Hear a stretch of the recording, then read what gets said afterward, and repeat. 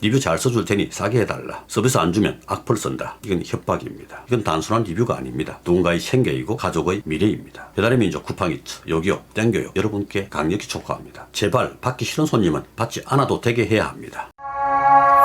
배달 장사를 하는 수많은 자영업자들에게 손님 한 명의 리뷰는 단순히 의견이 아닙니다. 그것은 생존입니다. 좋은 평가 하나로는 하루를 버티지만 별점 하나짜리 악성 리뷰 하나로는 가게의 운명이 뒤흔들립니다. 며칠 동안 잠 못 이루는 것은 기본이고 문을 닫을 위기에 처합니다. 문제는 이 리뷰가 모두 정당한 평가가 아니라는 데 있습니다. 악의적인 목적, 보상심리, 경쟁업체의 공격, 순수한 불만족이 아닌 가게를 파괴하려는 무기로 사용되는 경우가 압도적으로 많습니다.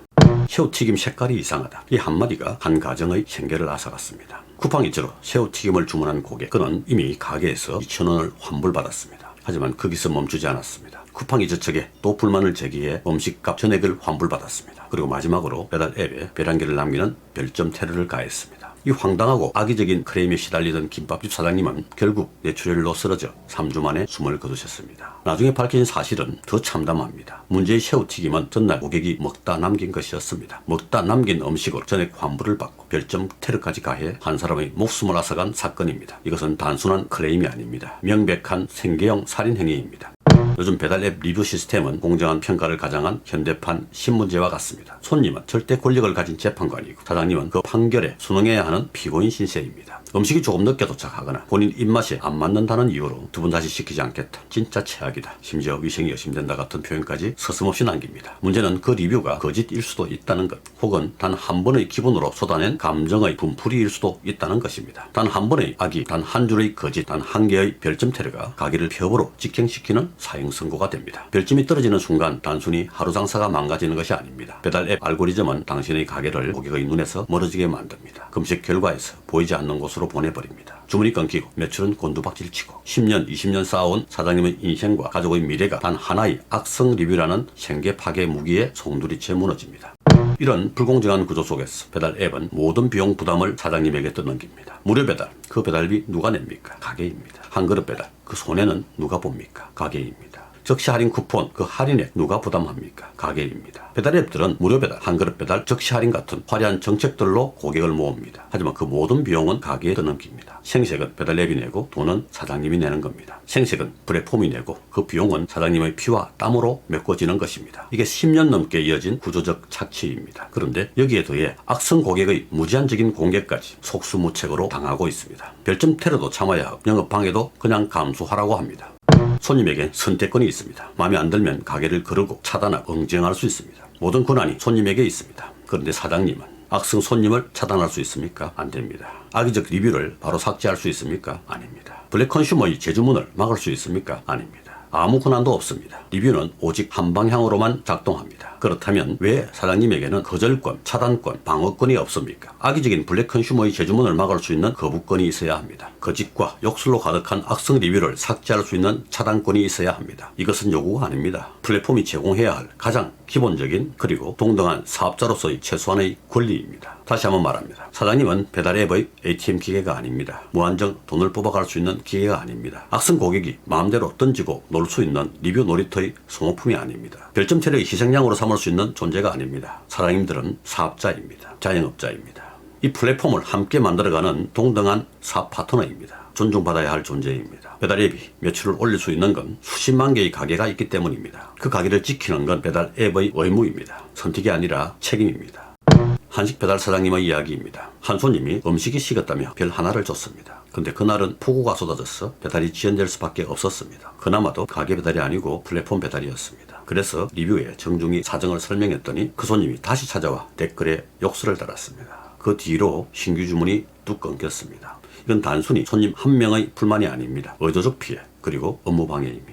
배달이 늦어 취소가 되면 가게는 욕받이가 됩니다. 플랫폼은 서비스가 원활하지 못한 점 대단히 죄송하다고 하고 환급 처리해 준다고 합니다. 플랫폼에서는 툭하면 환급해 준다고 합니다. 플랫폼이 문제조차 리뷰에 쏟아냅니다. 가게 사장님 입장에서는 대응할 방법이 거의 없습니다. 리뷰에 반박 댓글을 달면 손님을 공격한다는 오해를 받을까 두려 삭제를 요청해도 배달앱 측에서는 거의 받아들이지 않습니다. 소비자의 주관적 의견이라는 이유로요. 결국 가게는 침묵할 수밖에 없습니다. 억울해도 손해를 봐도 고객이 왕이니까라는 이유로요. 그런데 더 큰 문제가 있습니다. 리뷰 잘 써줄 테니 싸게 해달라. 이건 협박입니다. 서비스 안 주면 악플 쓴다. 이것도 협박입니다. 더 충격적인 건 경쟁업체가 돈을 주고 사람을 고용해서 별점 테러를 시키는 조직적인 영업방해까지 벌어지고 있다는 겁니다. 이런 행위들은 명백한 범죄입니다.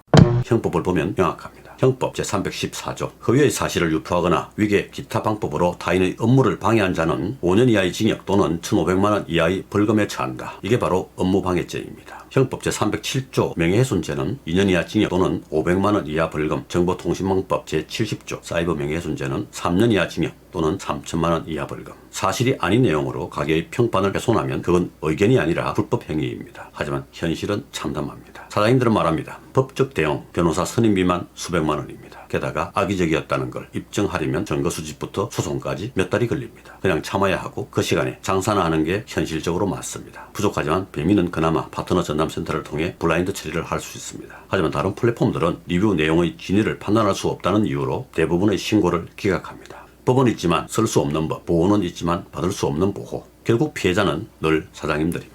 물론 리뷰 제도는 소비자의 권리이기도 합니다. 정당한 불만을 말할 수 있어야 시장이 개선되고 좋은 가게는 더 성장할 수 있습니다. 하지만 그 자유가 타인의 생존을 위협하는 칼날이 되어서는 안 됩니다. 표현의 자유는 타인의 권리를 해치지 않는 선에서 보장됩니다. 누군가의 생계를 무너뜨리는 말, 그건 표현이 아니라 폭력입니다.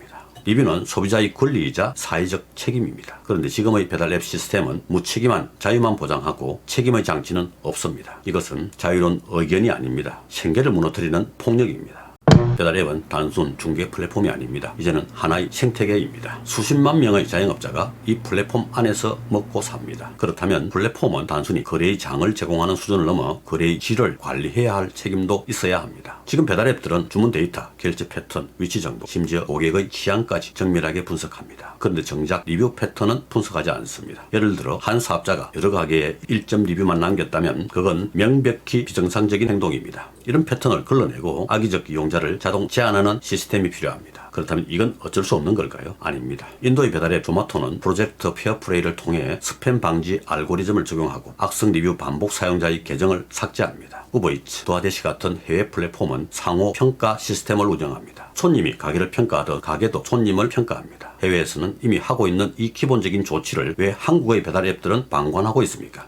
그래서 우리는 배달앱의 블랙 컨슈머를 차단하고 걸러낼 수 있는 최소한의 안전장치를 요구합니다. 첫째, 악성 고객 재주문 차단 기능이 필요합니다. 가게가 명백한 허위사실이나 반복적인 악성 행위를 입증하면 해당 고객의 재주문을 거부할 수 있는 거절권을 부여해야 합니다. 둘째, 상호평가 시스템입니다. 고객이 가게를 평가하듯 가게도 고객을 평가하고 악성 이용자는 다른 가게에서도 경고 표시가 뜨는 시스템을 적극 도입해야 합니다. 선량한 고객은 혜택을 받고 악성 고객은 자연스럽게 퇴출되는 시스템입니다. 셋째, 리뷰 삭제 요청 제도의 현실화입니다. 한 달간 블라인드 같은 제도 말고 가게의 영업에 지장을 주는 행위는 즉시 차단할 수 있는 권한을 가게에게 일정 부분 부여해야 합니다. 제발 받기 싫은 손님은 받지 않아도 되게 해야 합니다. 이건 손님 대 사장님의 싸움이 아닙니다. 건전한 소비자와 성실한 사업자 모두를 위한 공정한 시스템을 만들자는 겁니다. 배달앱 자영업자의 63.3%가 악성 리뷰 피해를 경험했고 41.9%는 악성 리뷰로 인한 금전적 피해를 입었으며 블랙 컨슈머 때문에 폐업한 가게가 수백 곳에 달합니다. 이건 단순한 리뷰가 아닙니다. 누군가의 생계이고 가족의 미래입니다. 이제는 배달앱이 나서야 합니다. 배달의 민족 쿠팡이츠, 요기요, 땡겨요 여러분께 강력히 촉구합니다. 고객을 잃기 싫은 건 알겠습니다. 하지만 악성 고객 한 명을 지키려다 성실한 사장님 10명을 잃는 건 더 최악입니다. 장기적으로 보십시오. 악성 고객을 방치하면 좋은 가게들이 플랫폼을 떠납니다. 그러면 서비스 품질이 떨어지고 선량한 소비자들은 더 이상 플랫폼을 신뢰하지 않습니다. 결국 플랫폼 자체가 무너집니다. 사장님들이 떠나는 순간 배달 앱은 텅 빈 장터가 됩니다. 고객은 주문할 가게가 없고 배달 앱은 중개할 거래가 없습니다. 악성 고객 하나를 보호하느라 생태계 전체를 잃는 겁니다. 플랫폼의 건강은 공정성에서 나옵니다. 정당한 리뷰는 존중받아야 하지만 악의적인 리뷰는 걸러져야 합니다. 그건 바로 고객의 신뢰를 지키고 사장님의 삶을 지키고 플랫폼의 미래를 지키는 길입니다.